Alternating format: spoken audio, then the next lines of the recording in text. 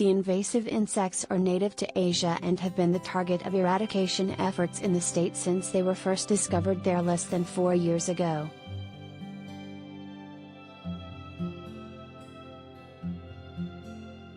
Often referred to as the Asian giant hornet since its introduction in North America became widely known in 2020, the insect recently adopted its common name as the northern giant hornet by the Entomological Society of America.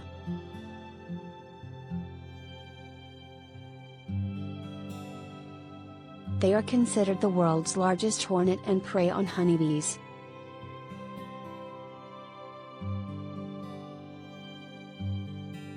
Just a handful of hornets can wipe out an entire honeybee hive in a matter of hours.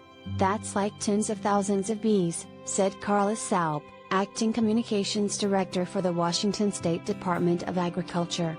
They come in, decapitate the bees, leave the bodies for dead, and then the hornets go in and occupy the honeybee hive and take out the honeybee brood to feed their own young back at the hornet's nest.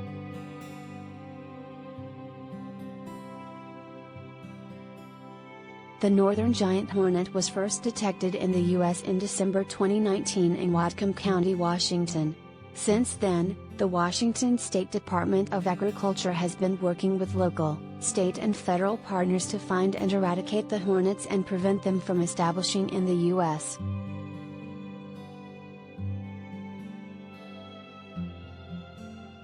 State entomologists have eradicated 4 northern giant hornet nests since they were first discovered, and technology has been a big piece of how scientists have responded since the invasive species introduction.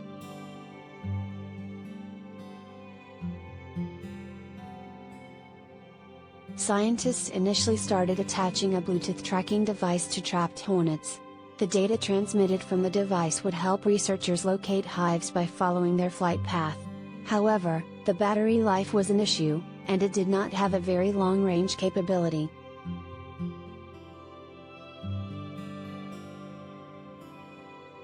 But we found out that these are big hornets and don't always fly fast. But when they want to, they can make good time and fly a lot faster than we can follow them, especially on the ground through blackberry vines and forest areas, Salp said.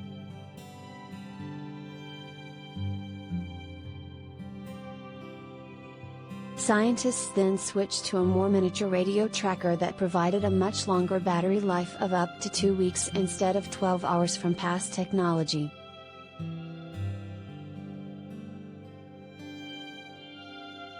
It can also be detected from much further away.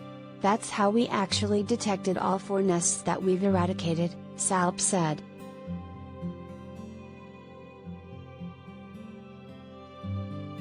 But those working in the field still have the problem of being unable to keep up with the hornet due to underbrush in the forest where they nest.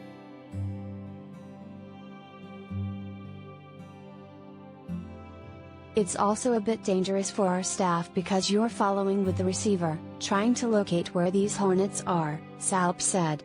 And the closer you get, the more likely you are to stumble into unintentionally a hornet's nest, which could be a very bad situation that we like to avoid.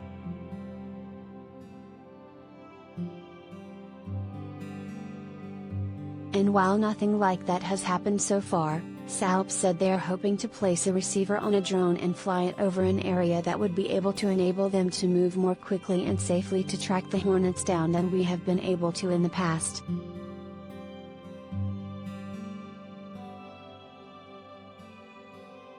It's a lot easier to fly over the tree canopy and look for the signal that way as opposed to tramping through the forest, Salp said.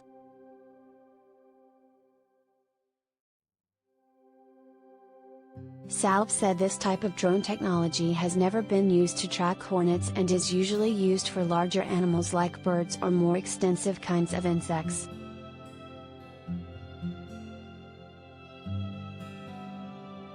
Trapping season starts July 1st and goes through the end of November.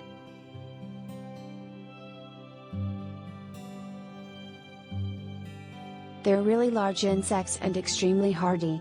The first report that we had was of we had one dead specimen, but they also reported another one that flew off into the woods. And that was in December, which is much later than most insects are flying around northwest Washington, Salp said.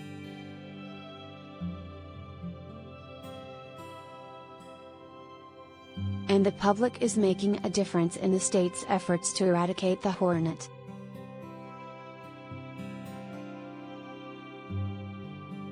Over half of the state's confirmed sightings were provided by the public, according to Salp.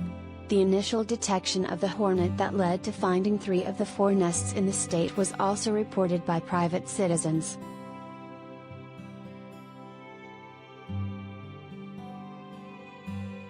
Their efforts for keeping their eyes open, reporting suspected sightings, taking those photos, reporting and trapping, are all ways that people can take concrete steps to help in this project to eradicate Asian giant hornets, Salp said.